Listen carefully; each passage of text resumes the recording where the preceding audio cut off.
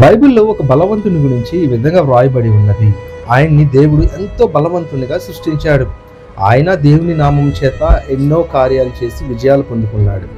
అయితే ఆయన ఎంత బలవంతుడైనప్పటికీ తన మనసు నిలుపుకోలేని కారణం చేత తన చివరి దినాల్లో తన బలవంతా కోల్పోయి తన 2 కళ్ళు పెరిగివేయబడి ఆయన మరణించినట్లు మనం చూస్తుంటాం. దీనికోసం బైబిల్ చెబుతుంది. బైబిల్లో ఒక వచనం ఈ విధంగా వ్రాయబడి ఉన్నది. ప్రాకారం లేక పాడైపోయిన పట్టణం ఎలాగో తన మనసు నిలుపుకోలేని వారు కూడా అంతే అని. ఈ దినం మనం నివసిస్తున్న మన గృహానికి ప్రాకారం చాలా ప్రాముఖ్యం. ప్రాకారం అనేది లేకపోతే అనేకమైన కీటకాలు, ప్రమాదకరమైన జంతువులు లోనికి ప్రవేశించి మనకి ప్రమాదాన్ని తీసుకొస్తాయి. అలాగే ఈ లోకంలో నువ్వు ఎంత బలవంతుడివైనా, ఎంత ధనవంతుడివైనా, నీ యొద్ద ఎంత అన్నం ఉన్నా నీ మనసు నిలుపుకోలేకపోతే అది నీకు ప్రమాదం. అందులో ఈ దినాల్లో యవనస్తులుగా మీ హృదయాన్ని చాలా జాగ్రత్తగా కాపాడుకోవాలి. ఆలోచనలు అనేవి నదీ ప్రవాహం లాంటివి. అవి ఎప్పటికప్పుడు పారాడుతూనే ఉంటాయి. కనుక మీ హృదయాన్ని భద్రం చేసుకోవాలి.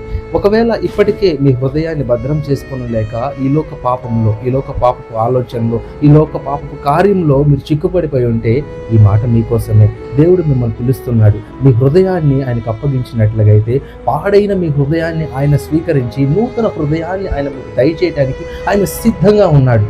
మరి నీ తప్పితములు, నీ పాపము ఒప్పుకొని నీ హృదయాన్ని ఆయనకు అప్పగించి తిరిగి బలాన్ని పొందుకోవడానికి సిద్ధంగా ఉన్నావా? అలాంటి కృప, అలాంటి సహాయం దేవుడు మనకి దయచేయనుగాక. ఆమేన్.